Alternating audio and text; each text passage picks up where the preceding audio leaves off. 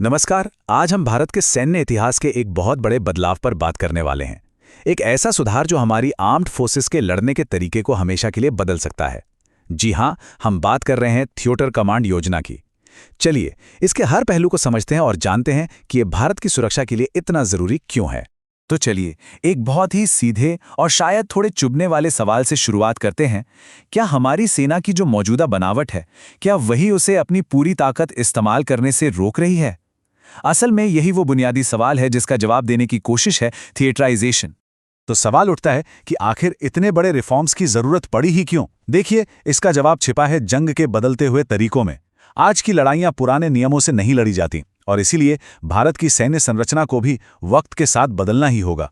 भविष्य के युद्ध किसी एक मोर्चे पर नहीं होंगे, वो मल्टी डोमेन होंगे। जरा सोचिए, एक ही वक्त पर जमीन पर, समंदर में, हवा में, साइबर स्पेस में और यहां तक कि अंतरिक्ष में भी हर तरफ से एक साथ हमला हो रहा है। ऐसे में अगर हमारी सेनाओं के बीच जरा सा भी तालमेल कम हुआ तो ये एक बहुत बड़ी कमजोरी बन सकती है, जिसका फायदा दुश्मन जरूर उठाएगा। तो फिर इस मल्टी डोमेन चुनौती का जवाब क्या है?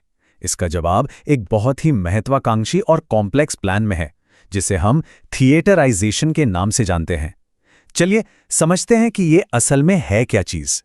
अगर बिल्कुल आसान भाषा में कहूं तो इसका मतलब है अलग अलग काम करने की बजाय हमारी तीनों सेनाओं, आर्मी, नेवी और एयरफोर्स की ताकत को एक खास भौगोलिक इलाके यानी एक थिएटर के लिए एक ही कमांडर के नीचे ले आना। मकसद एकदम साफ है, वन टीम वन मिशन। अब जरा इस पे नजर डालिए। यहां साफ साफ दिखता है कि अभी क्या है और आगे क्या करने का प्लान है। आज की तारीख में हमारे पास आर्मी, एयरफोर्स, नेवी को मिलाकर कुल 17 अलग अलग कमांड हैं। सोचिए, 17। और जो नया सिस्टम बनाने की बात हो रही है वो इन सबको एक साथ लाकर कुछ इंटीग्रेटेड थिएटर कमांड्स बनाएगा। इनका फोकस सिर्फ एक होगा, हमारा दुश्मन। तो मकसद बिल्कुल साफ है, बिखरी हुई ताकत को एक साथ लाकर तालमेल बिठाना। वैसे ये आइडिया कोई रातों रात नहीं आया है। भारत की ये जो थिएटराइजेशन योजना है ये कई सालों से बन रही है, इस पर काम चल रहा है। आइए इसके अब तक के सफर पर एक नजर डालते हैं।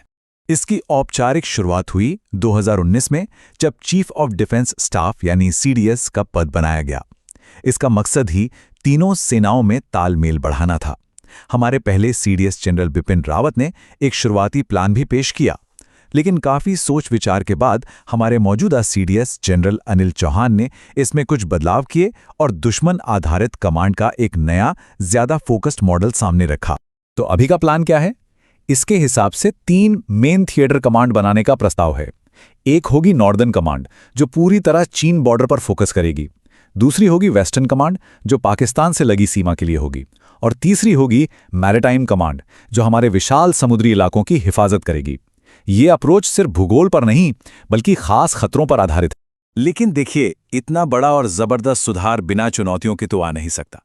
और सबसे बड़ी चुनौती किसी बाहरी दुश्मन से नहीं बल्कि हमारी आर्म्ड फोर्सेस के अंदर से ही आ रही है, जहां इस योजना को लेकर कुछ गहरी असहमतियां हैं।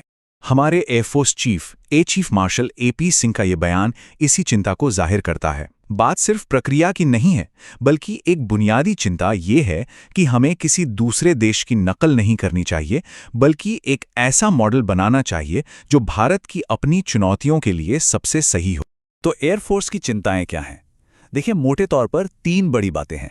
पहली, उनके पास जो लड़ाकू विमान जैसे अहम और लिमिटेड एसेट्स हैं, उन्हें अलग अलग कमांड्स में बांटने का डर। कहीं ऐसे न हो कि ताकत बढ़ जाए। दूसरी चिंता है अपनी पहचान की। एयरफोर्स का रोल सिर्फ जमीन पर आर्मी को सपोर्ट देना नहीं है, वो उससे कहीं ज्यादा है। और वो नहीं चाहते कि इस नए स्ट्रक्चर में उनका ये रोल कम हो जाए। और तीसरी और बहुत जरूरी बात, कहीं ये नया सिस्टम फैसले लेने की प्रोसेस को और लंबा और कॉम्प्लिकेटेड ना बना दे। अब एयरफोर्स की इन चिंताओं के जवाब में chief of defence staff general Anil Chauhan का रुख बिल्कुल साफ और मजबूत है।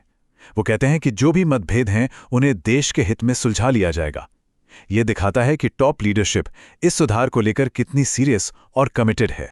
तो अब हम एक ऐसे मोड़ पर हैं जहां एक तरफ इस सुधार को लेकर जबरदस्त कमिटमेंट है और दूसरी तरफ कुछ गहरी और वाजिब चिंताएं भी हैं। तो आगे का रास्ता यकीनन आसान नहीं है और ये सिर्फ एयरफोर्स की ही बात नहीं है। हाँ, एयरफोर्स की चिंताएं अपनी जगह हैं, लेकिन ये भी जानना जरूरी है कि सभी सेवाओं में असहमति नहीं है। नेवी चीफ ने ये साफ कर दिया है कि नेवी इस इंटीग्रेशन की प्रक्रिया के लिए पूरी तरह से तैयार है और आर्मी और एयरफोर्स के साथ मिलकर काम करने के लिए प्रतिबद्ध है। और आखिर में सीडीएस जनरल चौहान ने इस चुनौती की असली जड़ को पहचाना है। ये मसला सिर्फ ऑर्गेनाइजेशनल चार्ट बदलने का नहीं है, ये माइंडसेट बदलने का है।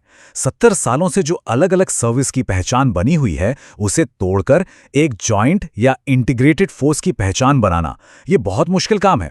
अपनी सर्विस की विरासत को बचाने की ये जो एक स्वाभाविक इच्छा होती है, शायद वही सबसे बड़ी रुकावट है। तो ये सारी बातें हमें आज के सबसे बड़े सवाल पर लाकर खड़ा कर देती हैं। क्या आपसी सहयोग और देशहित की जरूरत दशकों पुरानी परंपराओं और सर्विस के अपने गौरव से ऊपर उठ पाएगी?